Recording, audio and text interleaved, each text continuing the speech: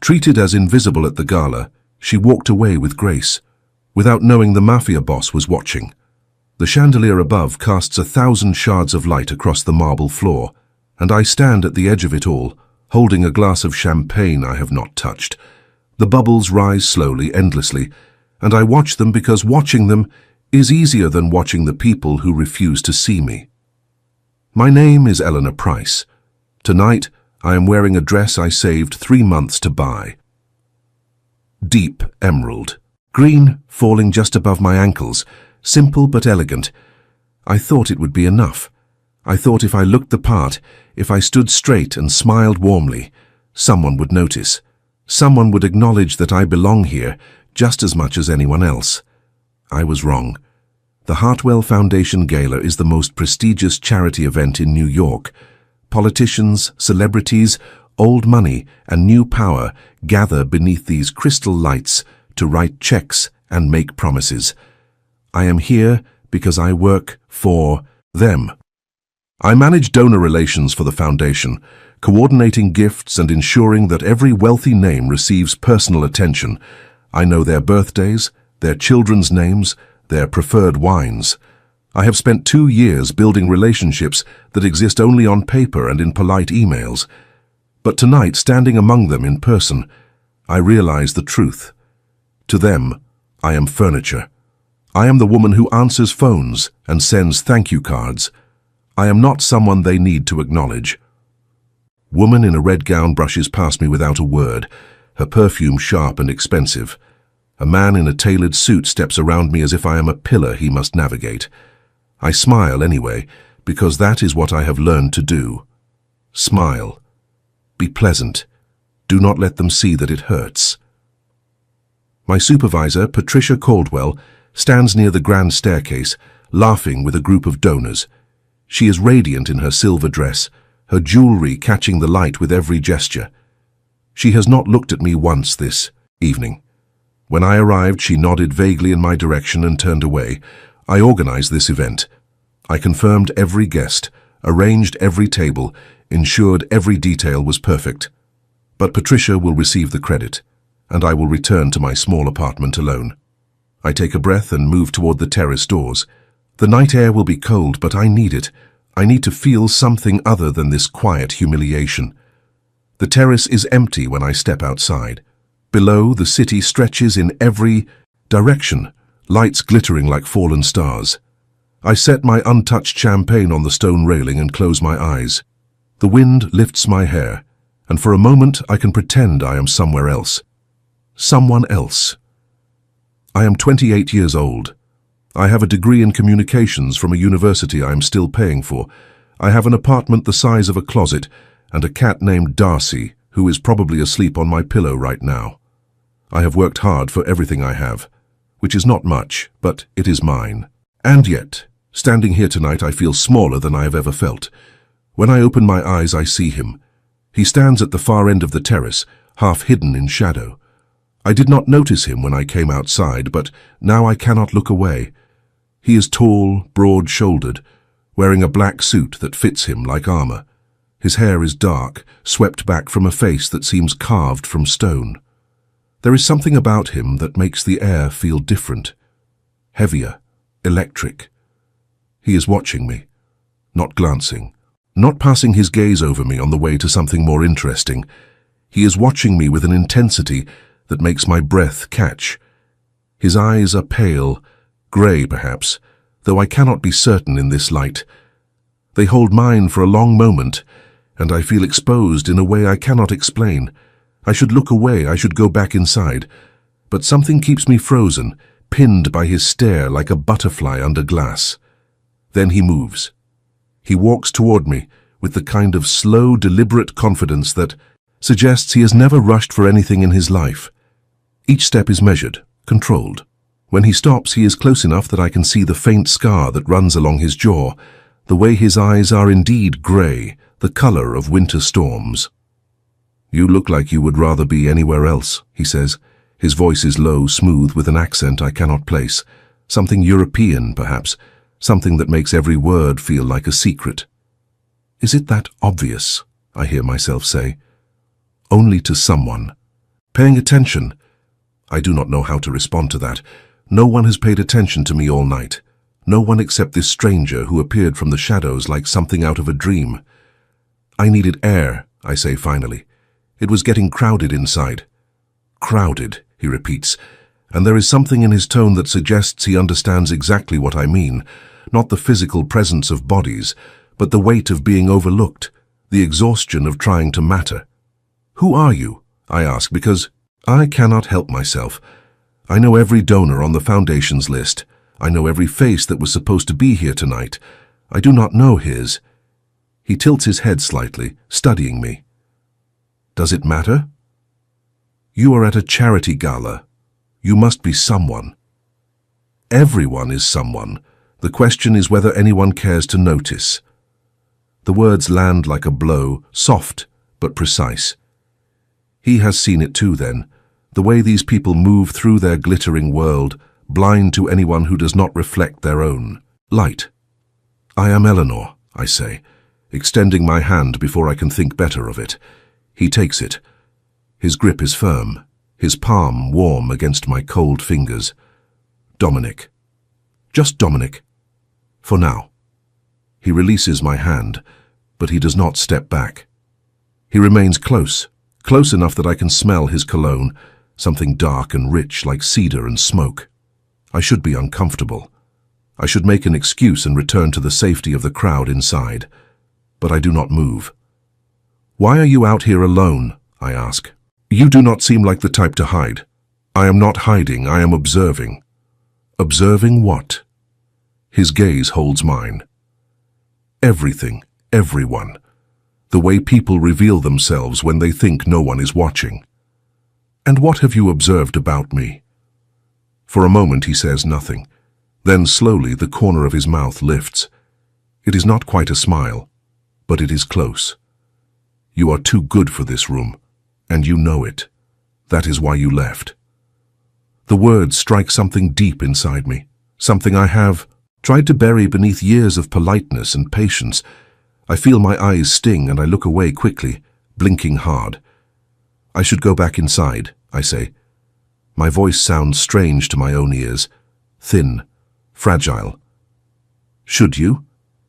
I work for the foundation. I have responsibilities. You have already fulfilled them. The event is running smoothly. No one will notice if you stay out here a little longer. How do you know that? Because they have not noticed you all night. Why would they start now? It should hurt, hearing it stated so plainly. But somehow coming from him, it does not. He is not being cruel. He is simply telling the truth that everyone else has been too polite or too indifferent to speak. You noticed, I say quietly. Yes. Why?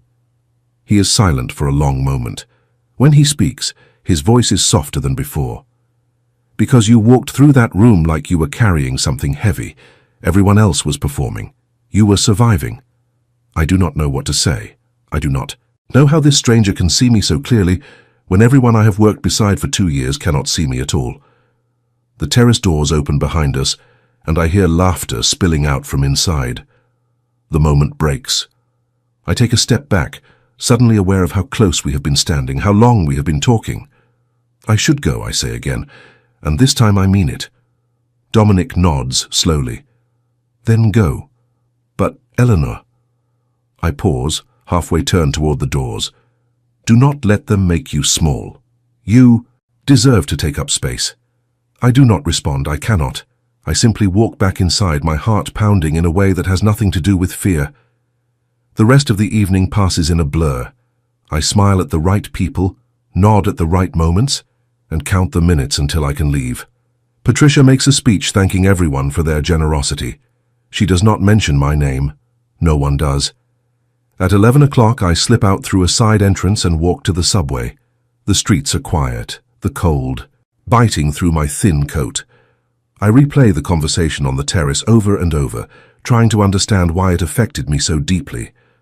A stranger told me I deserved to take up space, and somehow, that single sentence felt more meaningful than 2 years of performance reviews and polite acknowledgements. I do not know who Dominic is. I do not know why he was watching me, or why he chose to speak to me. But I cannot shake the feeling that something has shifted, that tonight was the beginning of something I do not yet understand. When I reach my apartment, Darcy is waiting by the door, meowing his displeasure at my late arrival. I pick him up and hold him close, burying my face in his fur. "I met someone," I whisper to him. "I do not know what it means." Darcy purrs, unimpressed by my confession. I set him down and move to the window, looking out at the city lights below. Somewhere out there, in one of those glittering towers, Dominic is probably doing the same thing. Or maybe he has already forgotten me. Maybe I was just a momentary distraction, a woman on a terrace who looked sad, but I do not think so. The way he looked at me, the way he spoke, there was intention behind it. Purpose. And I cannot help but wonder what that purpose might be. I change out of my dress and hang it carefully in the closet.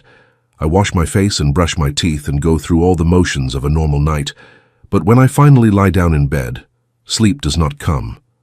I keep seeing his eyes, grey like storms, like steel, like something that could cut through every wall I have built around myself. Treated as invisible at the gala, I walked away with grace. But I did not walk away unchanged, and somewhere in the city, the man who watched me is waiting. Check if you are already subscribed to this channel. These stories are crafted to make you feel seen, understood, and moved. If you have ever felt invisible, this is the place where your emotions matter. Subscribe now and become part of a community that believes in the power of stories to heal and transform. 3 days pass. I return to work.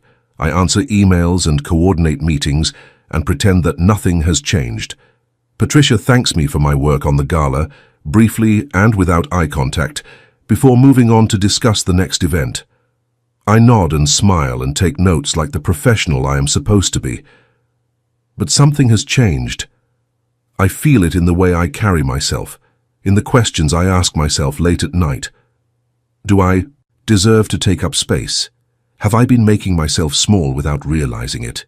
The stranger's words echo through my mind, like a song I cannot forget.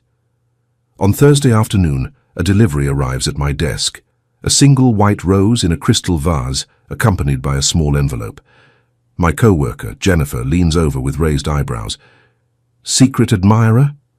"I doubt it," I say, but my hands tremble slightly as I open the envelope. The card inside contains only 2 words, written in elegant script. Take, space. There is no signature, no name, but I know immediately who sent it. I spend the rest of the day trying to focus on my work, but my thoughts keep drifting to Dominic. Who is he? How did he know where I work? And why is he reaching out to me now, days after our brief conversation on the terrace? That evening, as I am leaving the office, my phone buzzes with a text from an unknown number. There is a restaurant on Madison and 53rd called Lucia. Meet me there at 8. Come if you are curious. Stay home if you are afraid. I stare at the message for a long moment. Every logical part of my brain tells me not to go. I do not know this man. I do not know what he wants. Meeting a stranger at night in a city like New York is the kind of decision that ends badly in every cautionary tale I have ever heard. But there is another part of me, a part that has been quiet for too long, that wants to know, that needs to understand why this man saw me when no one else did. I go home. I change into a simple black dress, nothing fancy, just something that makes me feel like myself. I feed Darcy, tell him not to wait up, and call a car to take me to Madison Avenue. Lucia is not what I expected. From the outside, it looks like any other upscale Italian restaurant, all warm lighting and white tablecloths. But when I step inside, I realize it is something more. The host greets me by name before I can introduce myself and leads me through the main dining room to a private area in the back. Dominic is already there, seated at a table near the window. He rises when he sees me, and once again I am struck by his presence. He fills the room simply by existing in it. "You came," he says. "I was curious." "Not afraid?" "A little," I admit. But curiosity won. He gestures to the chair across from him, and I sit. A waiter appears immediately, pouring water into crystal glasses, presenting menus with silent efficiency. When he leaves, Dominic watches me with That same intensity I remember from the terrace. "You are wondering who I am," he says. "It is not a question." "Among other things." "Ask." I take a breath. "The gala." "You were not on the guest list." I checked. "No, I was not." "Then how did you get in?" "The same way I get in anywhere, by making it clear that no one should stop me." It is an arrogant statement, but there is no arrogance in his tone. He is simply stating a fact, and somehow I believe him. "What do you do?" I ask. "What is your business?" "I have many businesses. Real estate, import and export, investments." That is vague. It is honest. The details would take longer than one dinner to explain. I study his face, looking for deception, but I find only calm certainty. Whatever Dominic does, he does it with complete confidence in himself. "Why did you invite me here?" "Because I cannot stop thinking about you." The directness of it catches me off guard. I feel heat rise to my cheeks and look down at the table, suddenly unable to meet his eyes. That is a bold thing to say to someone you barely know. I prefer honesty to games. Life is too short for pretending. When I look up again, he is still watching me, waiting for my response. There is no pressure in his gaze, only patience. He will wait as long as it takes for me to decide what I want. "Tell me something true," I say finally. "Something that matters." He considers the question for a moment. Then he leans back in his chair, and something in his expression shifts, softens. "My mother died when I was 12. She was the only person in my life who made me feel safe. When she was gone, I promised myself I would never be powerless again. Every decision I have made since then has been about control, about ensuring that no one can take from me what I am not willing to give." The confession hangs in the air between us, heavy and raw. I did not expect him to answer so honestly. I did not expect him to answer at all. "I am sorry," I say quietly. "About your mother. It was a long time ago, but some losses never fully heal." "No, they do not." He tilts his head, studying me. "You understand that. It is not a question. He has seen something in me, just as I have seen something in him. Two people shaped by absence, building walls to protect themselves from more pain. My father left when I was 8, I hear myself say. One morning he was there, the next he was gone. No note, no explanation. My mother never recovered. She worked herself into exhaustion trying to provide for us. And when I was 16, her heart gave out. I have been on my own ever since." I do not know why I am telling him this. I have not spoken about my parents in years, but something about this moment, this man, makes the words pour out of me like water through a broken dam. "You built yourself from nothing," Dominic says, "and you did it alone." I did not have a choice. There is always a choice. You could have given up. You could have become bitter, resentful, closed. Instead, you kept your heart open. That takes courage. Tears prick at my eyes and I blink them back. I will not cry in front of this stranger who sees me too clearly. "Why me?" I ask. "Of all the people at that gala, why did you notice me?" "Because you were the only real person in the room. Everyone else was performing. You were simply existing, trying to survive. I recognized it because I used to be the same." "Used to be?" "I have learned to perform when necessary. But I never forget what is real." The waiter returns with our food, breaking the intensity of the moment. We eat in comfortable silence, and I discover that despite my nerves, I am hungry. The pasta is perfect, the wine smooth and warm. When we finish, Dominic insists on paying. I do not argue. Something tells me that refusing would only prolong the discussion, and I am too tired for debates. Outside, the night is cold and clear. Stars are invisible behind the city lights, but I look up anyway, searching for them out of habit. "Let me drive you home," Dominic says. "I can take a car." "I know you can. I am asking if you will let me." I consider refusing. I consider maintaining my boundaries, protecting myself from whatever this is. But I do not want to. For the first time in years, I want to let someone in. Okay, I say. His car is waiting at the curb, black and sleek and expensive. A driver opens the door for us, and I slide into the leather interior, acutely aware of how close. Dominic is beside me. The drive to my apartment is quiet.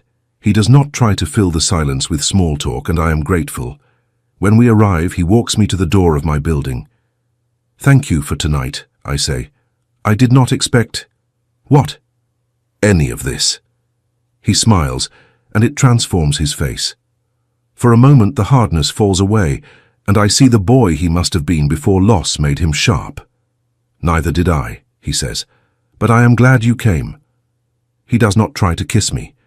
He does not ask to come inside. He simply takes my hand, presses his lips to my knuckles in a gesture that feels almost old-fashioned, and steps back. Good night, Eleanor. Good night, Dominic. I watch him return to his car, watch the taillights disappear around the corner. Then I go inside, climb the stairs to my apartment, and let myself in. Darcy meows reproachfully from his spot on the couch. I sink down beside him and pull him into my lap. I think I am in trouble, I whisper. He purrs, as if to say he already knew. Over the next week, Dominic and I fall into a rhythm. He texts me in the mornings, simple messages that make me smile. How did you sleep? I am thinking of you. Have a good day. In the evenings we meet for dinner, or coffee, or walks through Central Park as the autumn leaves fall around us. He tells me about his childhood in Italy, the small village where he was born, the grandmother who raised him after his mother died. He tells me about building his empire from nothing, about the sacrifices he made, and the enemies he created along the way. He does not hide from the darker parts of his past, though he does not dwell on them either. He speaks of them as facts, choices made in pursuit of survival.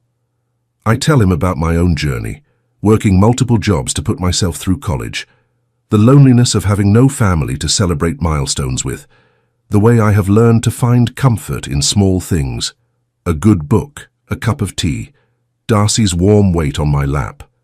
We are two people who should have nothing in common, and yet we understand each other in ways that defy logic. He sees through my walls as if they were made of glass. I see through his as if they were made of smoke. But there are things he does not tell me, things I begin to notice as the days pass. The way his phone buzzes constantly, and he excuses himself to take calls in private. The men who seem to appear wherever we go, watching from a distance, never approaching, but always present. The deference that waiters and hotel staff show him, not the polite respect given to wealthy customers, but something closer to fear. I do not ask about these things, not yet. I tell myself that everyone has secrets, that I have no right to demand transparency from a man I have known only a few weeks, but the questions grow louder in my mind, and I know that eventually I will have to face them. One evening, we are walking along the Hudson River when Dominic stops suddenly. His expression changes, hardens, and he pulls me gently but firmly to the side. What is it? I ask. We need to leave now. Before I can respond, a black car pulls up beside us. The door opens, and Dominic guides me inside with a hand on the small of my back. Seconds later, we are speeding through the city, the driver navigating turns with practiced efficiency. Dominic, what is happening? He does not answer immediately. His jaw is tight, his eyes scanning the streets through the tinted windows. When he finally speaks, his voice is controlled but urgent. There are people who do not appreciate my presence in this city. Sometimes they make their displeasure known. What kind of people? The kind who believe violence is a reasonable negotiation tactic. My heart pounds against my ribs. I have suspected, of course. The pieces have been there all along, waiting for me to assemble them. But hearing it stated so plainly makes it real in a way that suspicion never could. Are you involved in illegal things? He meets my eyes then, and I see something like resignation in his gaze. I am involved in many things, Eleanor. Some of them exist in grey areas. Some of them do not. That is not an answer. It is the only answer I can give you right now. When we are safe, I will tell you everything. But at this moment, I need you to trust me. Trust. Such a simple word for such a complicated request. This man is asking me to place my life in his hands, to believe that he will protect me from dangers I do not fully understand. But when I look at him, I do not see a threat. I see the man who told me I deserved to take up space, the man who held my hand and listened to my stories, the man who has made me feel seen for the first time in years. I trust you, I say. Relief flickers across his face, quickly masked by determination. He takes my hand and holds it tightly as the car races through the night. We end up at a building I do not recognize, a sleek high-rise in a part of the city I rarely visit. Dominic leads me through a private entrance, past security guards who nod without question, into an elevator that requires a key card to operate. The apartment at the top is enormous, all glass and steel and breathtaking views. But I barely notice the luxury. I'm too focused on Dominic, on the tension radiating from his body. You are safe here, he says. No one can reach you. What about you? Are you safe? He smiles, but there is no warmth in it. I have survived. Worse than this. That does not answer my question. I know. He moves to the window, looking out at the city below. For a long moment, neither of us speaks.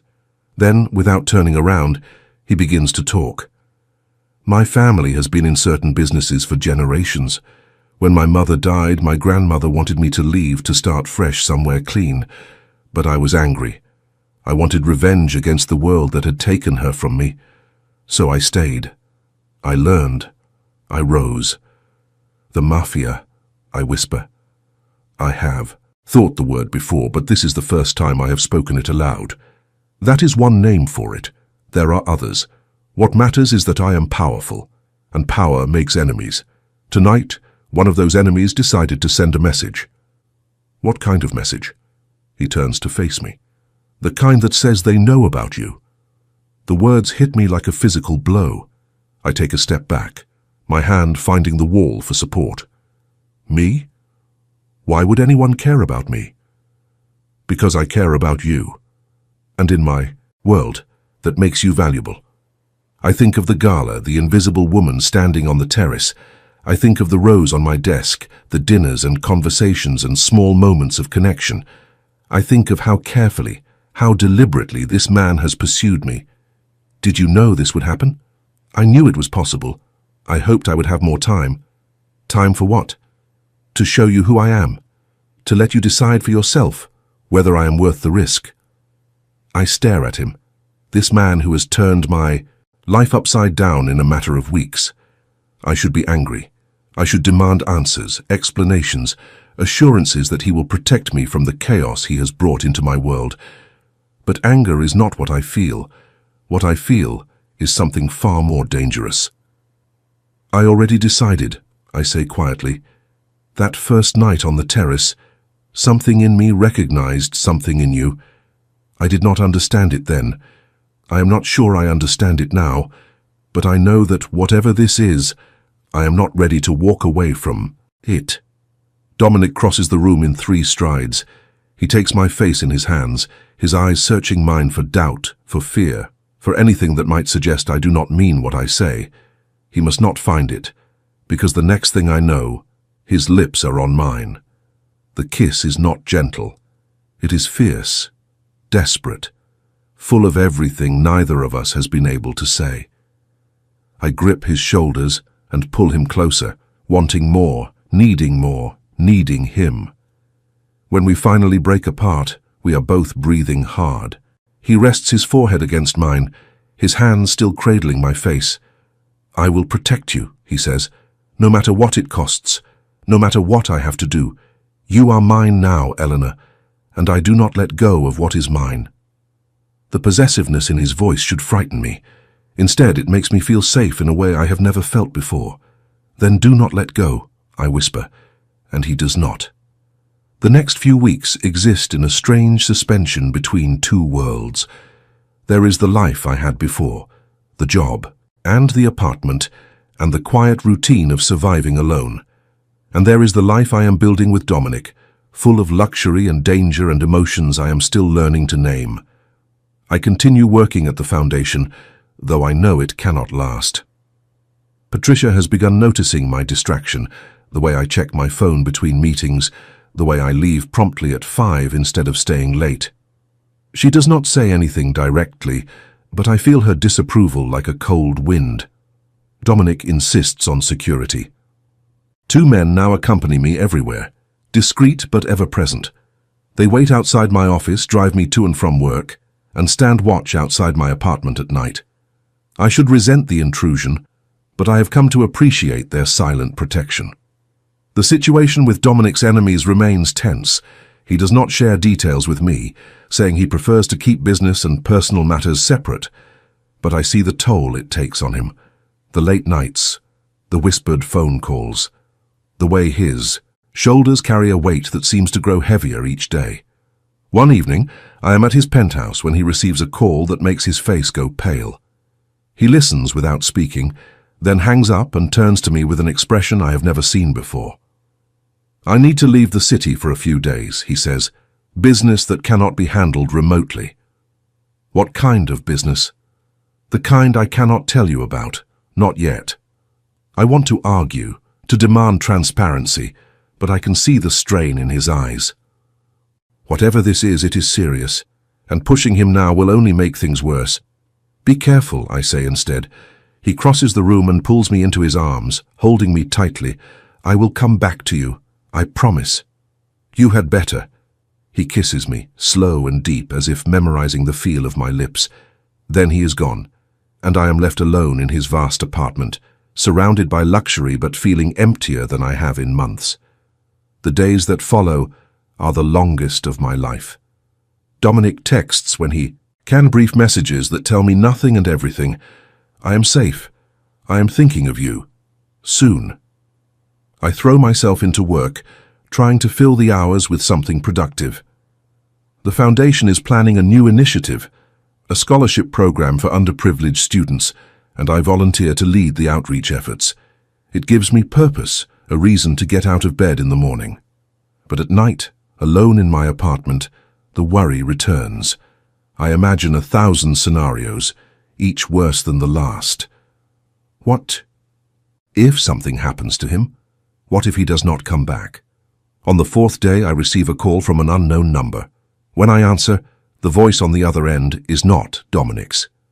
"Miss Price, we have not met, but I know a great deal about you." The voice is cold, smooth, with an accent that reminds me of Dominic's, but where his accent is warm, this one is sharp, dangerous. Who is this? A friend of Dominic's, or perhaps a former friend. These things are complicated. My hand tightens on the phone. "What do you want?" "Only to introduce myself. My name is Victor Moretti.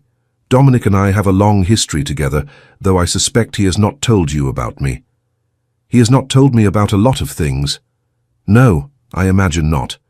Dominic has always been selective about what he shares. It is one of his more frustrating qualities."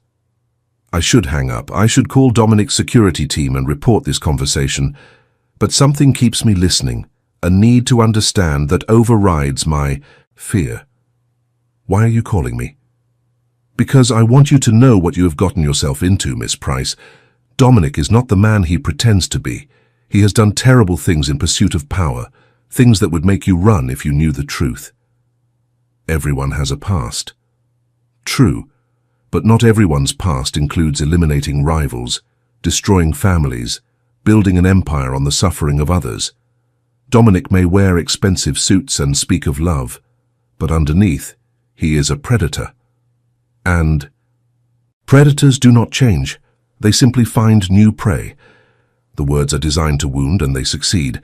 I think of Dominic's gentle touches, his whispered promises, the way he makes me feel cherished and safe.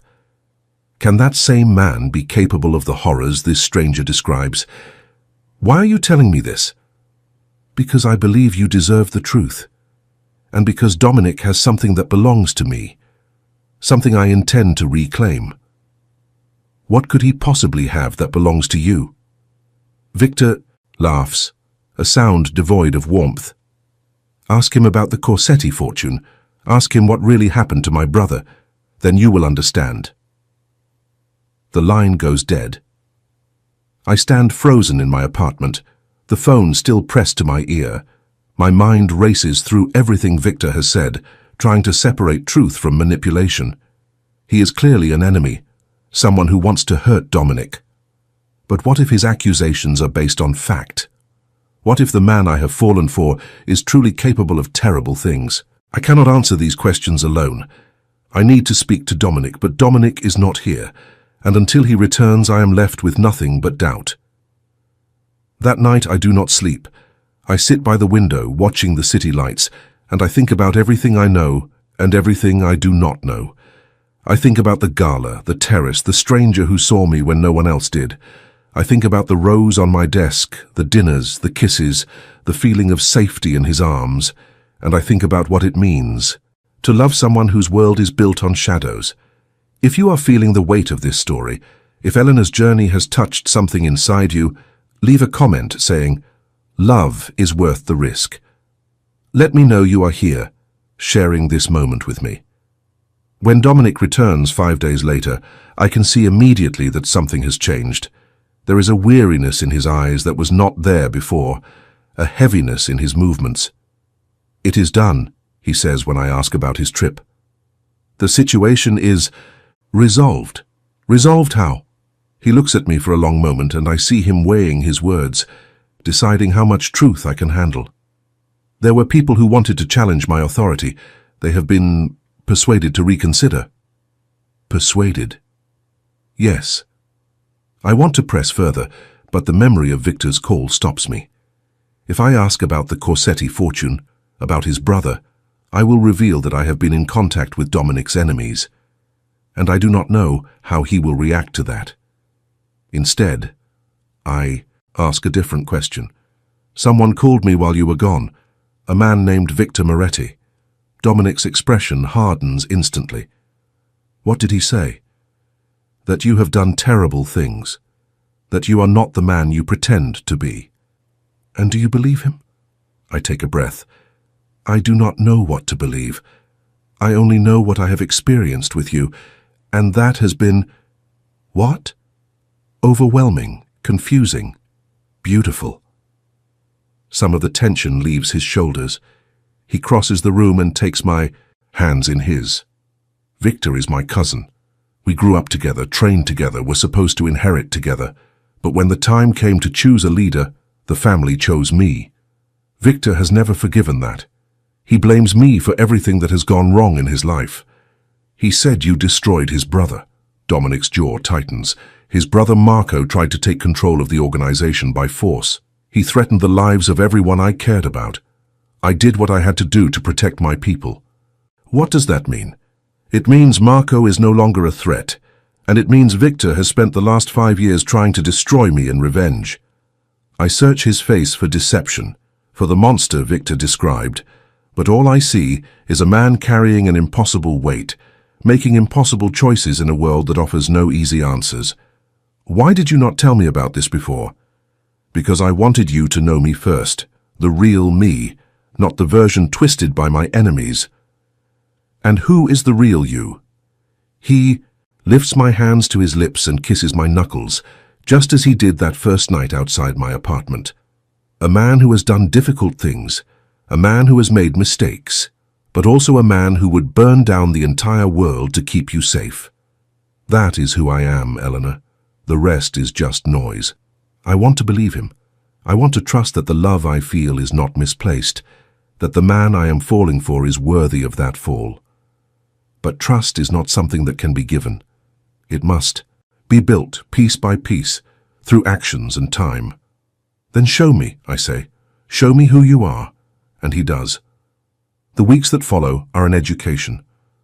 Dominic opens his world to me in ways I never expected, showing me the legitimate businesses he runs alongside the darker operations.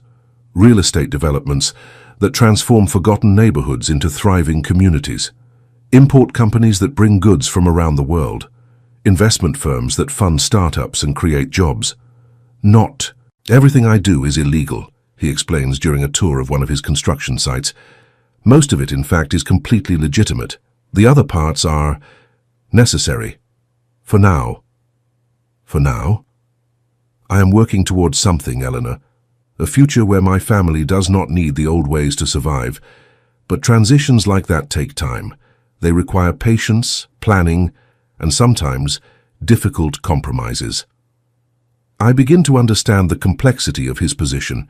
He is not simply a criminal or a businessman. He is a man caught between two worlds, trying to navigate a path that honors his past while building a different future, and he wants me to be part of that future. I never expected to find someone like you, he tells me one night as we lie together, watching the city lights through the penthouse windows. I had accepted that my life would be solitary, that the woman who could understand my world did not exist. Maybe she does not understand everything. Maybe she is still learning. That is enough. More than enough. His hand finds mine in the darkness, fingers intertwining. I feel the roughness of his palms, the scars that tell stories he has not yet shared. And I realize that I am no longer afraid of those stories. I want to hear them all. But peace, I am learning, is fragile in Dominic's world, and it shatters without warning. It happens on a Tuesday. I am at the foundation reviewing applications for the new scholarship program when Patricia calls me into her office. Eleanor, we need to talk. Her expression is carefully neutral, but I have worked for her long enough to recognize the tension beneath the surface. Of course. What is this about? I have received some information about your personal life. My stomach drops. What kind of information? Questions have been raised about your associations, specifically your relationship with a man named Dominic Valenti. Dominic's family name. I have heard him use it rarely, preferring just his first name in most situations, but someone has been digging. I do not see how my personal relationships are relevant to my work here. Normally they would not be, but the Hartwell Foundation depends on its reputation. We cannot afford to be associated with certain elements. Patricia shifts uncomfortably. I have been shown evidence suggesting that Mr. Valenti is connected to organized criminal activities. If this is true, your continued employment here could pose a risk to the Foundation's standing. I feel the walls closing in around me. Everything I have worked for, the career I built from nothing, the respectability I struggled to achieve, all of it threatened by my choice to love the wrong man. Who showed you this evidence? I am not at liberty to say. But I already know. Victor Moretti. He is not content to attack Dominic directly. He is coming after everyone and everything Dominic cares about. I need time to address this, I say, keeping my voice steady through sheer force of will. Can you give me until the end of the week? Patricia considers for a moment, then nods. Until Friday. But Eleanor, if you cannot resolve this situation, I will have to let you go. I hope you understand. I understand perfectly. I return to my desk and gather my things with mechanical precision. Jennifer watches me with concern, but does not ask questions. I do not offer explanations. When I reach the street, I call Dominic's private line. Eleanor, what is wrong? We need to talk now. An hour later, I am in his office, pacing the length of the room while he listens to my account of the conversation with Patricia. When I finish, his expression is thunderous. Victor, this has his fingerprints all over it. He is trying to isolate me, cut me off from my normal life so I have nowhere to go but to him. That will not happen. How can you be sure? Dominic rises from his chair and crosses to where I am standing. He takes my shoulders in his, hands forcing me to meet his eyes.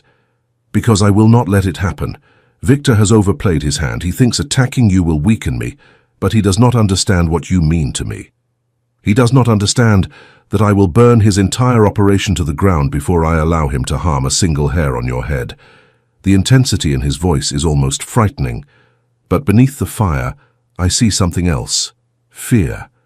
He is afraid of losing me, just as I am afraid of losing everything I have built. What are you going to do? What I should have done years ago, end this, permanently. Over the next 3 days, I watch Dominic transform. The tender man who brought me coffee and kissed my forehead disappears, replaced by something harder, colder, more focused. He spends hours in meetings with men I do not recognize, speaking in rapid Italian, making plans I am not privy to. I want to help, but he refuses. This is my fight, Eleanor. I brought this danger into your life, and I will. Remove it. All I ask is that you trust me. So I trust him. And I wait. On Thursday night, Dominic comes to my apartment. He looks exhausted, dark circles beneath his eyes, his jaw tight with tension. But when he sees me, something in him softens.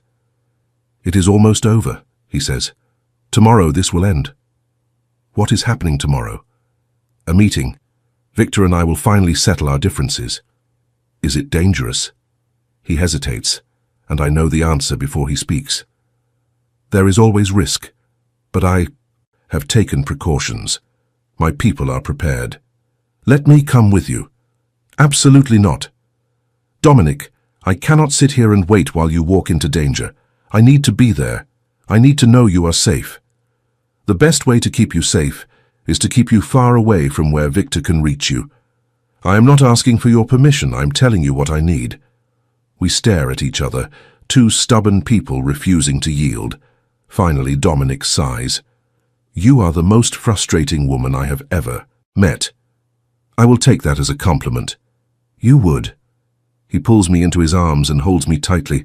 I can feel his heart beating against my cheek, strong and steady despite the chaos swirling around us. If I bring you, he says slowly, you will do exactly as I say. You will stay where I put you, and if I tell you to run, you will run.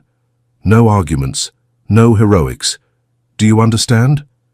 Yes. Promise me, Eleanor. I promise. He pulls back and looks into my eyes, searching for any sign of deception. Whatever he sees must satisfy him, because he nods slowly.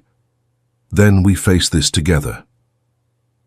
The meeting takes place in an abandoned warehouse on the waterfront, a location chosen for its neutrality and isolation. As our car approaches, I can see other vehicles already parked nearby, men in dark suits positioned around the perimeter. Dominic holds my hand tightly as we walk through the doors. Inside, the warehouse is vast and empty, lit by industrial lights that cast harsh shadows across the concrete floor. In the center of the space, a single table has been set up with two chairs facing each other. Victor Moretti is already waiting. He is tall like Dominic, with similar features that speak to their shared blood. But where Dominic's eyes are grey and warm, Victor's are ice blue and completely devoid of feeling. "Cousin," Victor says, rising from his chair, "and the lovely Miss Price. I did not expect you to bring her. Eleanor is part of my life now. She has a right to witness. What happens here?" Victor smiles, and it is not a pleasant expression. "How romantic. Tell me, Miss Price, did Dominic explain to you why we are really here? Did he tell you about the empire built on betrayal? About the blood on his hands?" "He told me the truth," I say, keeping my voice steady. "Which is more than you have ever offered." Victor's eyes narrow. "The truth. An interesting concept. Let us see if your precious Dominic is willing to share the whole truth." He reaches into his jacket and pulls out a folder, tossing it onto the table between them. "There. The evidence of everything you have done. Every deal, every elimination, every family destroyed. I wonder how your girlfriend will feel when she sees it all laid bare." Dominic does not flinch. "I have never hidden what I am, Victor. The difference between us is that I take responsibility for my choices. You hide behind grievance and blame everyone else for your failures." "My failures? You took everything from me. The position that should have been mine, the resources, the respect. And then you eliminated my brother when he tried to take it back. Marco made his choice. He chose violence, and violence is what he received. The tension in the room is unbearable. Men on both sides shift nervously, hands moving toward concealed weapons. I can feel the situation balancing on a knife's edge. Then Victor laughs. "You know what I find fascinating? After everything, you still think you can control this. You still..." Think you are the hero of this story. He shakes his head slowly. But you are not. You are just another monster, Dominic. And monsters eventually get what they deserve. He snaps his fingers, and suddenly the warehouse is full of movement. Men emerge from the shadows more than I expected, surrounding us on all sides. Dominic's men react immediately, drawing weapons, but they are outnumbered. Did you really think I would come here to negotiate? Victor asks.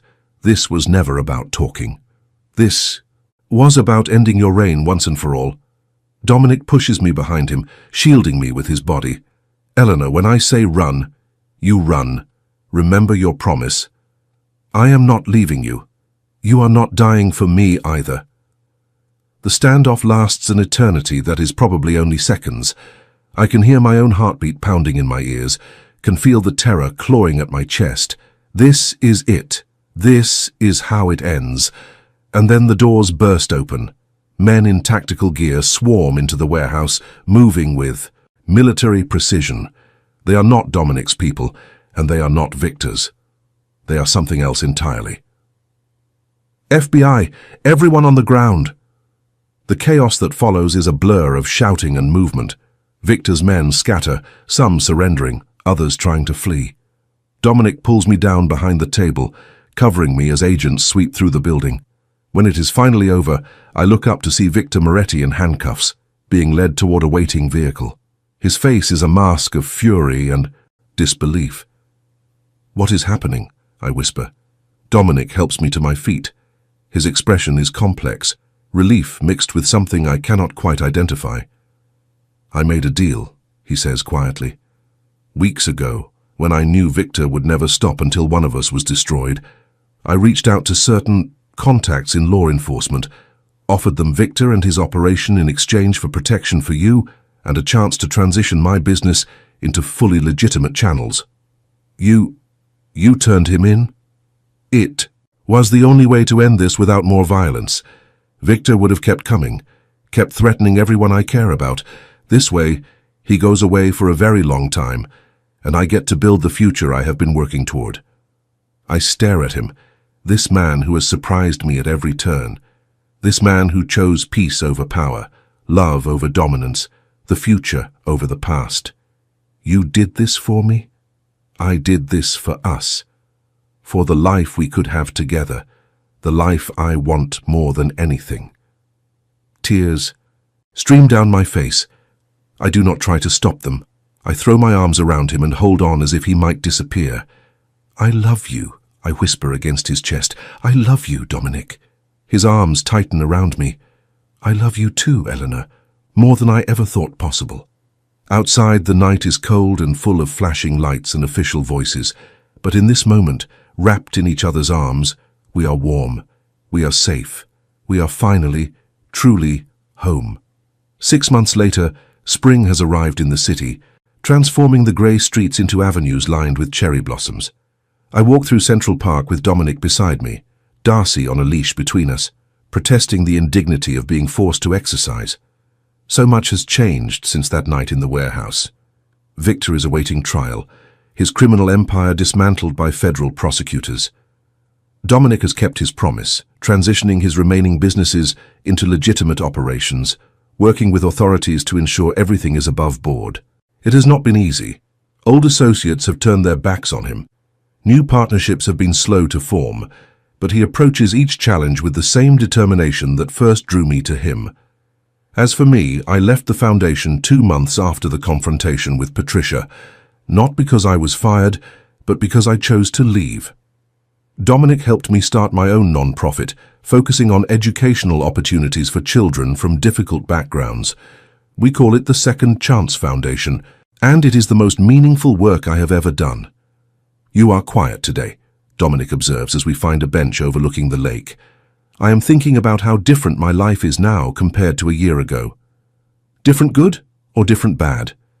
I turn to look at him, this man who has become my partner, my protector, my home. Different, amazing.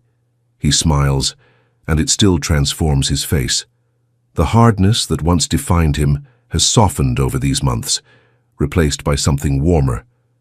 He is still powerful, still formidable when necessary, but he is also gentle, patient, and endlessly devoted. "I have something for you," he says, reaching into his jacket pocket. My heart skips. "Dominic, do not panic. It is not a ring." He pauses, his smile widening. "Not yet." He pulls out a small velvet box and opens it to reveal a delicate pendant.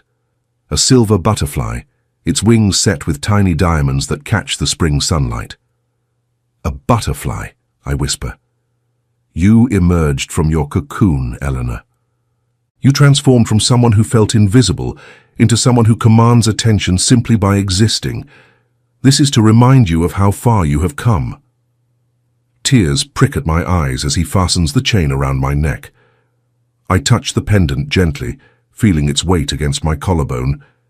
"It is beautiful, not as beautiful as you." I lean in and kiss him, slow and sweet, not caring who might be watching. We are past hiding, past pretending to be anything other than what we are, two people who found each other against impossible odds and built something real from the wreckage of their pasts. When we break apart, Dominic takes my hand in his. "There is something else I want to discuss." "More surprises?" In a manner of speaking, I have been thinking about the future, our future. My heart races. "What about it?" "I want to build a family with you, Eleanor. Not tomorrow, not next month, but someday. I want children who will never know the world I came from. I want a home filled with laughter and love and all the things neither of us had growing up." "Dominic, you do not have to answer now. I just want you to know what I am hoping for, what I am working toward. Every legitimate deal, every honest partnership. It is all for that future, for us." I squeeze his hand tightly. "I want that too. I have wanted it since the night you told me I deserved to take up space. You gave me permission to dream again, Dominic. And in my dreams, you are always there." He pulls me close, wrapping his arm around my shoulders as we watch the boats drift across the lake. Darcy has given up protesting and fallen asleep at our feet, a small furry testament to the domestic peace we have found. "Do you remember the gala?" Dominic asks. "The night we met?" "Of course." "I watched you for an hour before I approached. I saw how they treated you, how they looked through you as if you were nothing. And I watched you handle it with such grace, such quiet dignity. I knew then that you were different, that you were someone worth knowing. You saw something in me that I could not see in myself. I only showed you what was always there." We sit in comfortable silence, letting the afternoon unfold around us. Joggers pass by, families spread picnic blankets on the grass, children chase squirrels through the trees. Ordinary life, ordinary moments, extraordinary because we are sharing them together. "Thank you," I say quietly. "For what?" "For watching, for waiting, for being brave, enough to approach a woman standing alone on a terrace. Thank you for being brave enough to say yes. I think about everything we have been through, the fear and uncertainty, the danger and revelations, the moments when I wondered if I was making the biggest mistake of my life. I think about how close we came to losing each other, how many obstacles stood in our way, and I think about how none of it matters now, because we are here, we are together, we are building something beautiful from the ashes of our broken pasts. Treated as invisible at the gala, I walked away with grace. I did not know then that someone was watching, that my life was about to change in ways I could never have imagined. But now I know. Now I understand that sometimes the greatest loves begin in the most unexpected moments. That being seen by the right person can transform everything. That grace under pressure is not weakness, but strength. And that home is not a place. Home is a person who chooses you, protects you and loves you exactly as you are. I have found my home, and I am never letting go.